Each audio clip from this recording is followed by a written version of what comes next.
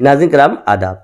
नाज़रीन कराम, आज हम एक ऐसी महिला के पास मौजूद हैं जो एक धारा से समाज सेवा का काम करती हैं, लोगों को फ़ायदा पहुंचाने का काम करती हैं और दूसरी तरफ वो जो है ज़बरदस्त राइटर हैं। कई किताबें उड़िया से तेलुगु और बल्कि जो है हिंदी में भी ट्रांसलेशन करने का काम करती हैं और हर तरह से जो है लिखने का शौक़ उनके अंदर है। और सबसे खूबसूरत बात यह है कि वो जो है गीतांजलि पीस फाउंडेशन जो एक संस्था के नाम से जो है शुरुआत की है और उसके मतलब टीम लीडर कह लिया जाए कि तमाम लोगों को लेकर किस तरह लोगों को सेवा पहुंचेगा, किस तरह लोगों को हेल्प मिलेगा, इसके तरफ वो आगे बढ़कर काम कर रही हैं। और बालासुर में उन्होंने ज़बरदस्त तरीके से गीतांजलि पीस फाउंडेशन की तरफ से उन्होंने इसकी ओपनिंग की थी और शुरुआत की थी। वो आपने देखा था तर्जुमान में। और आज जो है वो गीतांजलि पीस फाउंडेशन किस तरह चला रही है, क्यों चला रही हैं और इस तरह समाज सेवा, लोगों को फ़ायदा पहुंचाने का जो उन्होंने बेड़ा उठाया है और क्यों उठाया, आइए सबसे पहले उनका इस्तकबाल करेंगे तर्जुमान में। मैडम, आपका वेलकम है तर्जुमान न्यूज़ टाइम में, क्योंकि आपने वक्त दिया। और सबसे बड़ी बात हम जानना चाहेंगे कि हमारे दर्शक जानना चाहेंगे कि शुरुआती दौर तो आपका किस तरह रहा। पहले आप अपना पूरा थोड़ा सा डेजिनेशन के साथ आप अपना ये बताइए कि कैसा शौक़ पैदा हुआ समाज सेवा काम करने का। जी, पहले मैं तर्जुमान न्यूज़ टाइम्स का मैं शुक्रिया अदा करती हूँ, क्योंकि उनके एडिटर हमारे पास आज मौजूद है और मेरा इंटरव्यू ले रहे हैं। ये मेरे लिए सबसे बड़ी खुशी की बात है। मेरा नाम एस गीतांजलि है, गीतांजलि पीस फाउंडेशन की चेयरमैन एंड मैनेजिंग ट्रस्टी। और मेरा जो गीतांजलि पीस फाउंडेशन है, इसमें नेचर ऑफ एक्टिविटीज़ बहुत प्रकार के हैं, लेकिन ये नॉन गवर्नमेंटल ऑर्गेनाइजेशन है जो कि इसमें बहुत प्रकार के एक्टिविटीज़ है। लेकिन मेरा जो गीतांजलि पीस फाउंडेशन का कॉन्सेप्ट है कि सबसे मेन कॉन्सेप्ट है कि हमारे इसमें ज़्यादातर education, skill development, vocational training और empowerment of human and children, जो हेल्पलेस है, नीडी पीपल है, उनको हमारी सहायता पहुंचाना और जो बेरोजगार हैं उनको रोजगार दिलाने का जो काम हमने उठाया है कि इसको पूरा करने के लिए मैं इस फाउंडेशन को क्रिएट की हूँ। ये मेरे मैडम, उसके तरफ हम लोग बाद में जाएंगे, क्योंकि आपके जो पीस फाउंडेशन है, मतलब गीतांजलि पीस फाउंडेशन है, उसकी तरफ बात में जाए कौन कौन सा काम।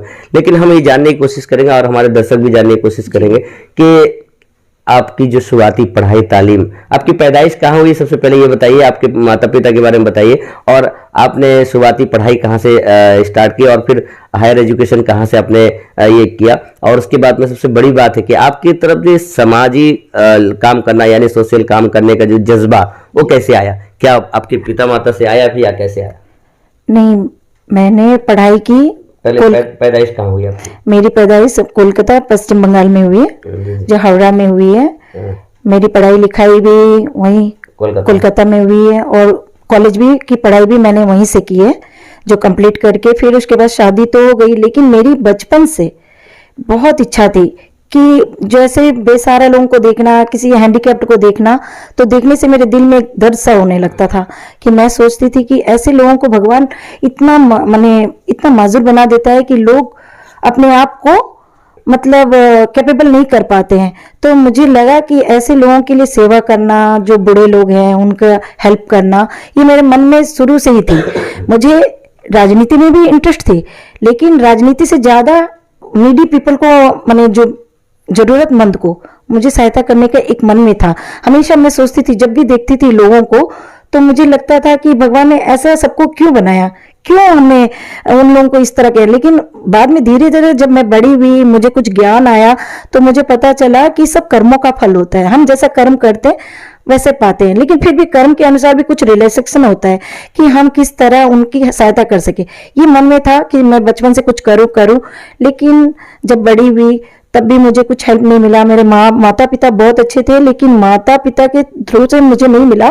लेकिन एक इंस्पिरेशन होता है, जो प्रेरणा होती है कि उनको देखकर लगा कि मुझे कुछ बनना है, मुझे कुछ करना है लोगों के लिए, कि ऐसा करूं कि जिस तरह कि लोगों मेरा नाम भी हो और जो जरूरतमंद के लिए भी मैं काम आ सकूं, कि मैं पैसे के लिए नहीं काम करूंगी, मैं लोगों की किस तरह हेल्प करूंगी। मतलब यूँ कह लिया जाए कि जिस तरह कहा जाता है कि तुम दूसरों का भलाई करने के लिए हम, क्योंकि इंसान हो तो इंसान की भलाई करो, तो वही मंशा लेके आपने आगे बढ़ा। लेकिन यहाँ पे जैसे कि हमें जानने को मिला कि आप तेलुगु भी जानती हैं और आप तेलुगु में जो है कई किताबें उड़िया से तेलुगु में ट्रांसलेशन की हैं, तो तेलुगु कैसे आती है आपको?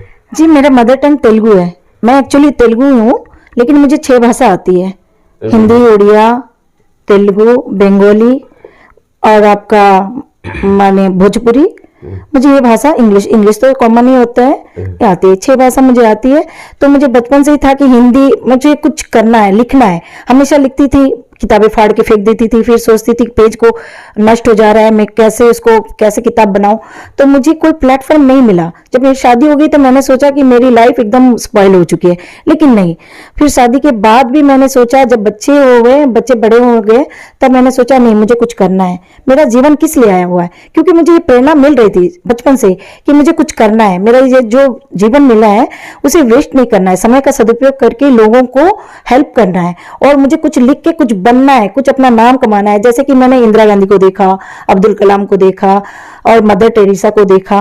तो इन सब में ये जो लेडीज है इतने सारे काम करते हुए भी एक अपना नाम जमा चुकी थी। तो मुझे भी कुछ करना है, इनकी तरह तो नहीं बन सकूं या बनूंगी ये नहीं पता, लेकिन मैं बहुत ही बेहतरीन बात गीतांजलि मैडम बता रही थी, क्योंकि अगर एपीजे अब्दुल कलाम जी की बात आ गई तो वो भी आंध्रा से ताल्लुक रखते हैं, रामेश्वरम गांव से निकलकर पूरे दुनिया में छा गए। सिर्फ हिंदुस्तान कहना उनके लिए जो है कम पड़ जाएगा, पूरे हिंदुस्तान उन्हें